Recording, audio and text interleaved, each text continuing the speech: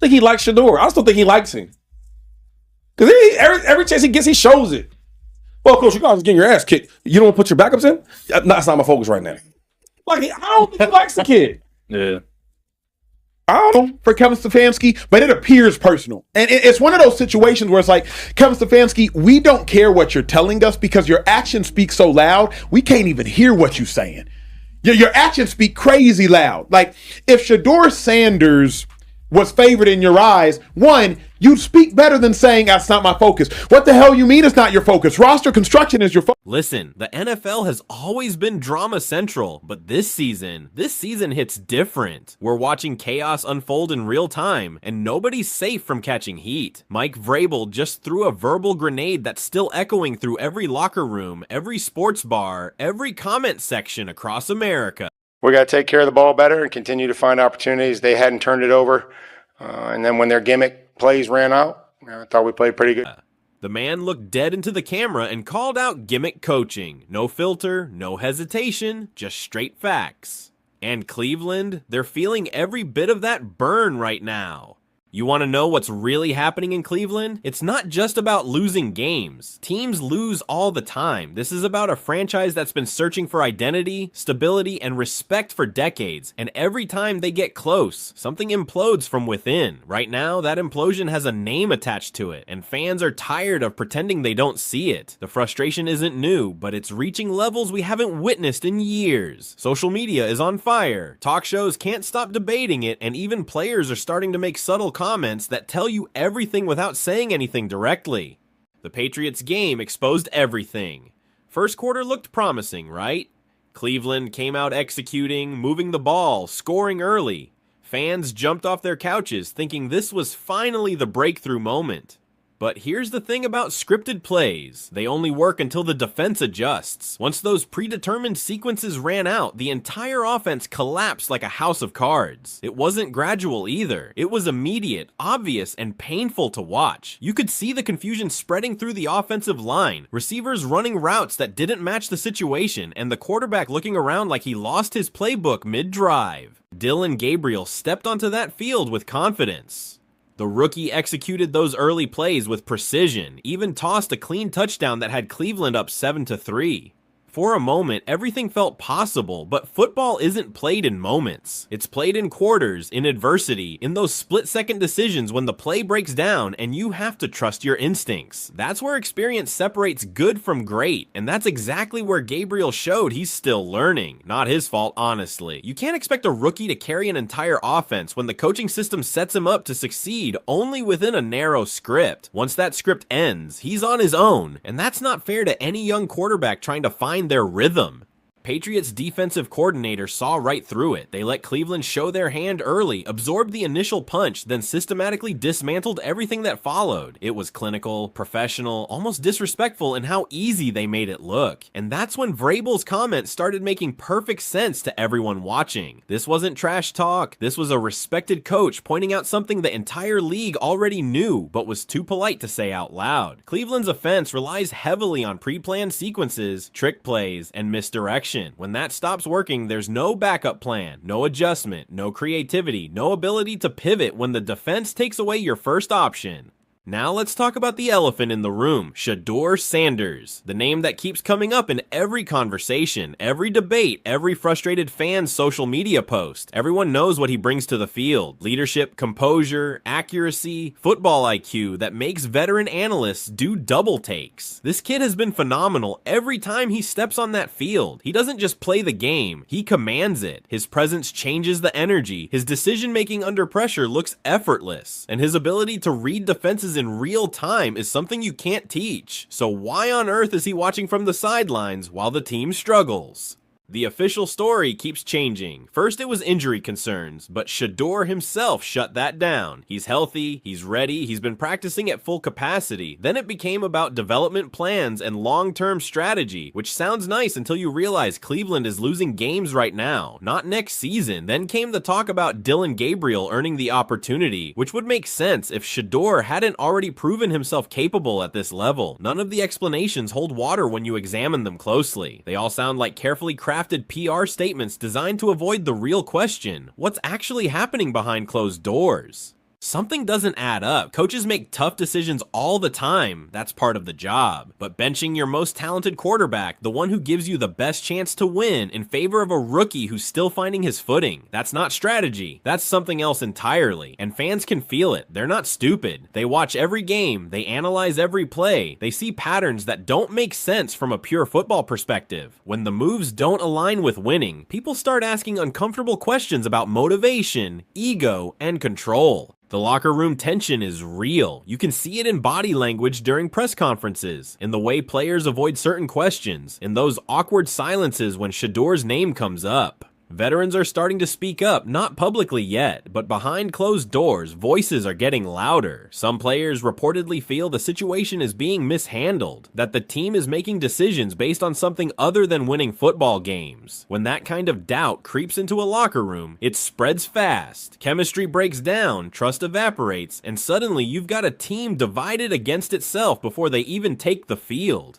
Coaching staff isn't unified either. Word is some assistants have been pushing for Shador to get another shot, arguing that he gives Cleveland the best chance to compete, but those suggestions keep getting shut down. The stubbornness is remarkable, almost impressive in how unwavering it remains despite mounting evidence that change is needed. That kind of rigid thinking doesn't just cost games, it costs careers, because eventually ownership has to make a decision. Do we keep backing a coach whose choices don't translate to wins, or do we make a change before this entire season becomes a lost cause? Cleveland fans have been through everything. They've endured rebuild after rebuild, watched promising seasons crumble, celebrated draft picks that never panned out, and defended their team through countless controversies. But this situation feels different. This time the frustration isn't about bad luck or injuries or tough schedules. It's about watching talent get wasted, potential get squandered, and obvious solutions get ignored for reasons nobody can adequately explain. That's a different kind of pain, the kind that makes even loyal fans start questioning if anything will ever change. Social media has become a battlefield. Every game generates thousands of comments demanding answers, accountability, change. Hashtags trend every Sunday calling for coaching moves, front office intervention, anything to shake up what clearly isn't working. Memes mock the offensive schemes. Highlight reels show Shador's previous performances with captions asking why he's not playing, and former players weigh in with barely disguised criticism of current management decisions. It's relentless, it's everywhere, and it's not stopping until something gives. Meanwhile, Dillon Gabriel is caught in the middle. The kid didn't ask for this controversy. He's just trying to do his job, execute the plays he's given, prove he belongs at this level. But every incomplete pass, every stalled drive, every game that slips away generates another wave of criticism. Not necessarily directed at him personally, but at the decision to start him over someone many believe is more ready for this moment. That's an impossible position for any young player, knowing that half the fan base is watching and wishing someone else was out there instead. The pressure that creates is intense, unfair, and completely avoidable if different choices had been made. Former players are starting to speak out too, carefully choosing their words, but making their opinions clear. They talk about organizational dysfunction, coaching decisions that prioritize ego over winning, situations where talented players get buried for reasons that have nothing to do with performance. These aren't random hot takes from media personalities trying to generate clicks. These are respected voices who've been inside NFL locker rooms, who understand team dynamics, who can spot dysfunction from a mile away, and they're all saying the same thing. Something is seriously wrong in Cleveland right now.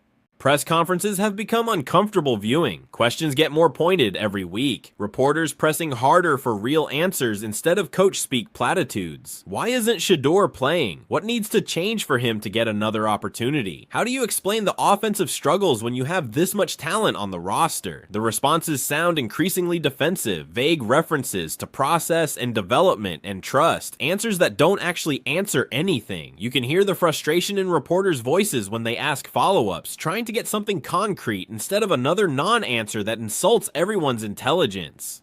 Other coaches around the league are watching this unfold with fascination. Some anonymously comment to reporters about Cleveland's situation, calling it messy and questioning the logic behind certain decisions. That's significant because coaches typically don't comment on other teams' internal issues. The fact that people are breaking that unwritten rule tells you how bizarre this situation looks from the outside. When your peers start questioning your process, when respected voices in the coaching community express confusion about your choices, that's a red flag that can't be ignored. The front office is in a tough spot. They invested in this coaching staff, gave them authority, backed their decisions publicly, but at some point results matter more than loyalty. Wins and losses pile up whether you like it or not, and patterns become impossible to deny. If this season continues spiraling, if the locker room drama intensifies, if fan discontent reaches levels that affect ticket sales and merchandise and overall franchise perception, ownership has to act. They have to make hard choices about who stays and who goes, regardless of how much they initially believed in someone's vision. What makes this whole situation fascinating is how avoidable it all seems.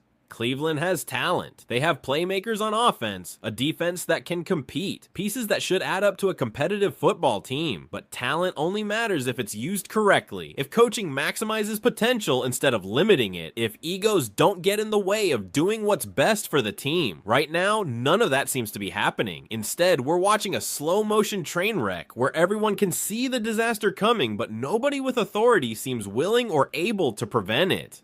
Shador's patience has been remarkable through all this. By all accounts, he's remained professional, kept working, stayed ready despite the frustration he must feel. That's the mark of a real leader, someone who handles adversity with grace, even when the situation is completely unfair. But patience has limits. Every competitor reaches a point where they question if they're in the right place, if their talents are being properly valued, if they should start exploring other options where they'll actually get the opportunity they deserve. If Cleveland isn't careful, they might lose him entirely, either mentally checking out or eventually requesting a fresh start elsewhere. The parallels to other franchise implosions are striking. We've seen this movie before with different teams, different players, different coaches, but the same basic plot. Talented roster gets assembled, expectations rise, then internal dysfunction tears everything apart from within. Egos clash, stubbornness prevents necessary adjustments, pride gets in the way of admitting mistakes, and suddenly a promising situation becomes a cautionary tale about organizational failure. Cleveland is dangerously close to becoming the next chapter in that ongoing saga.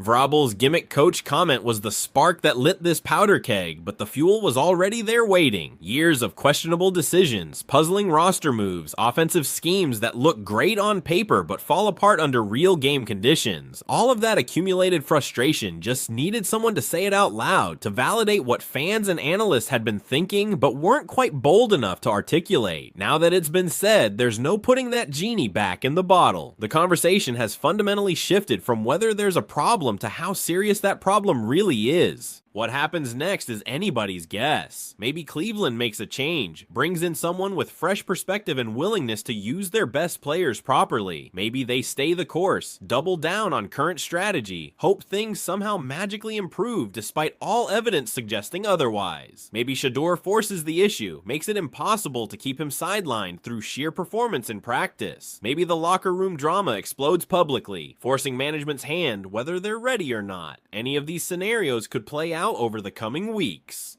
One thing is certain though, this story isn't finished. Too many unresolved tensions, too many unanswered questions, too much talent being wasted for this to just quietly fade away.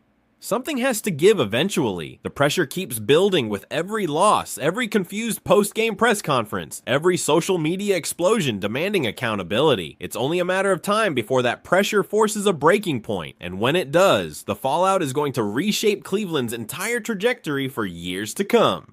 Football fans love drama, but they love winning more. Right now, Cleveland is providing plenty of the former and not nearly enough of the latter. That imbalance can't sustain itself indefinitely. Either the drama resolves and winning follows, or the drama intensifies until it consumes everything. We're watching in real time to see which path this franchise chooses, whether they figure it out before it's too late, or whether this becomes another lost season added to Cleveland's long history of what could have been. The league is watching too. Other teams see how this plays out, how organizations handle internal conflict, what happens when coaching decisions become bigger stories than actual game results. It affects perception, influences free agent decisions, impacts how other franchises approach similar situations. Cleveland's dysfunction doesn't exist in a vacuum. It sends ripples throughout the entire NFL, becoming a case study in what not to do when managing talented rosters and strong personalities. So here we are, midseason chaos in full effect, no clear resolution in sight, and everyone wondering what explosive development comes next. Because something will come next. These situations never just resolve quietly, they build to dramatic conclusions that nobody saw coming but in hindsight seem inevitable. Cleveland is headed toward one of those conclusions right now, and all we can do is watch it unfold, debate what it means, and wonder how different things could have been if different choices had been made along the way. That's the beauty and tragedy of sports, watching potential either get realized or wasted depending on who's making the decisions. Right now, Cleveland fans are watching the waste happen in real time, and they're not happy about it. Can you blame them?